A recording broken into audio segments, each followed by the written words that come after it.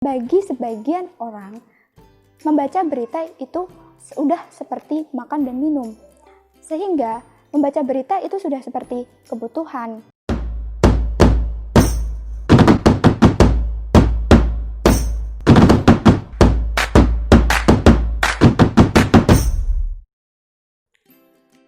Halo Misiolik, sebelumnya perkenalkan saya Nur Laila.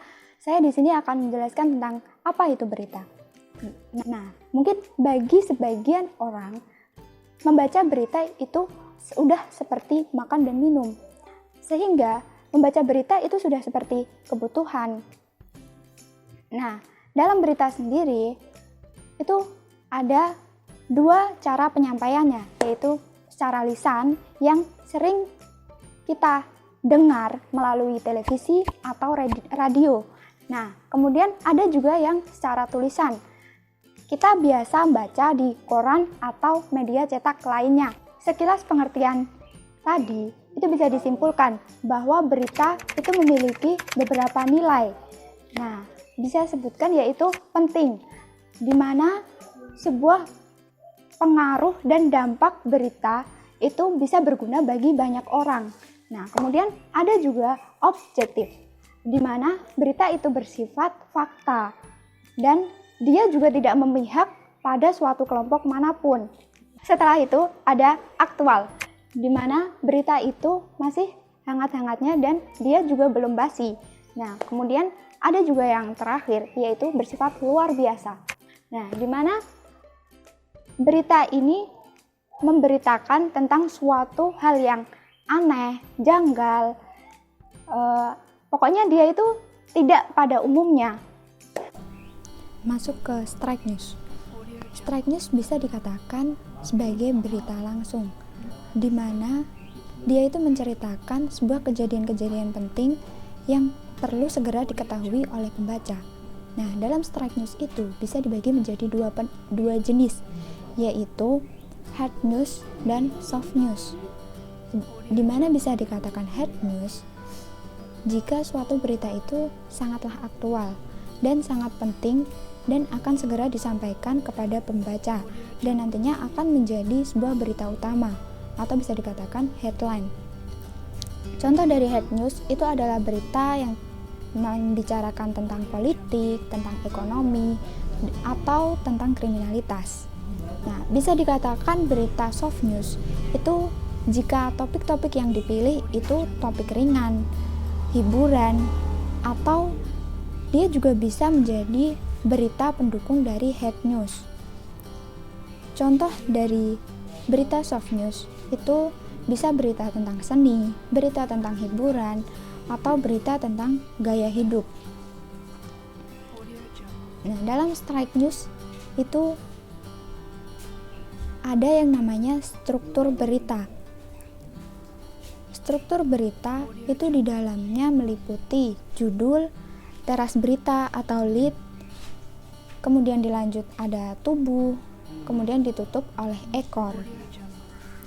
Nah, lebih jelasnya lagi, kita akan bedah salah satu contoh strike news berikut ini.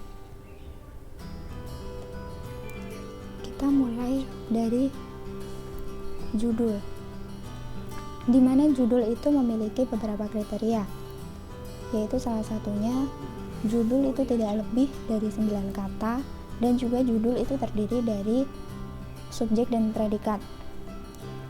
Semisal di berita ini dicontohkan dia itu berjudul Dishub nonaktifkan lampu lalu lintas di Madukoro.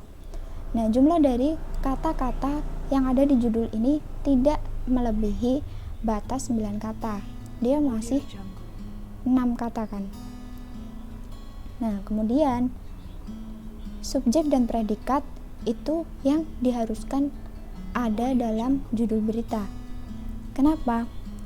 Karena di dalamnya ini subjek itu dia akan menjelaskan tentang siapa sih pelaku yang berbuat di berita tersebut, dan predikat itu dia akan menjelaskan apa sih yang dilakukan oleh si subjek ini. Nah, kemudian masuk ke bagian lead.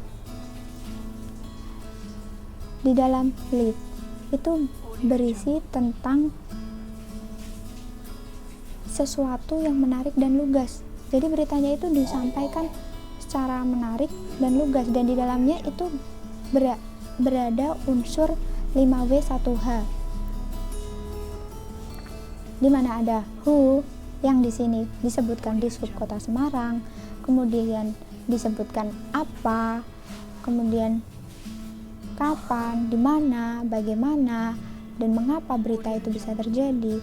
Itu ada di sebuah lead, karena pengertian dari lead tersendiri itu adalah suatu hal yang paling penting dalam sebuah berita.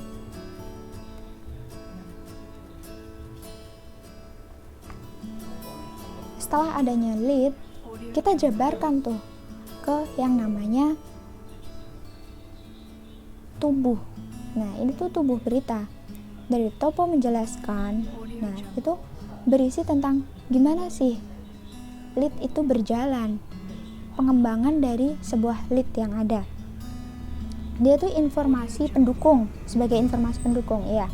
Nah, kemudian ditutup dengan yang namanya ekor. Dalam ekor berita itu bisa diisi dengan harapan, kesan, atau keluh kesah yang ada dalam topik pembicaraan yang diberitakan itu.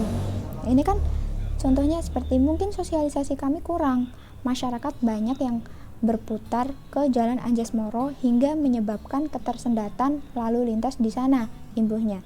Nah, ini kan seolah-olah dia memberikan pesan.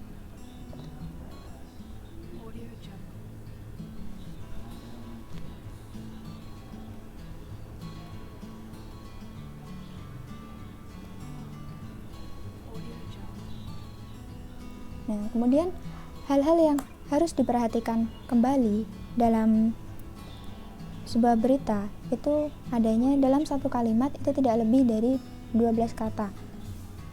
Dan dalam satu paragraf itu tidak lebih dari 3 kalimat. Dan ada juga yang dinamakan logika berita,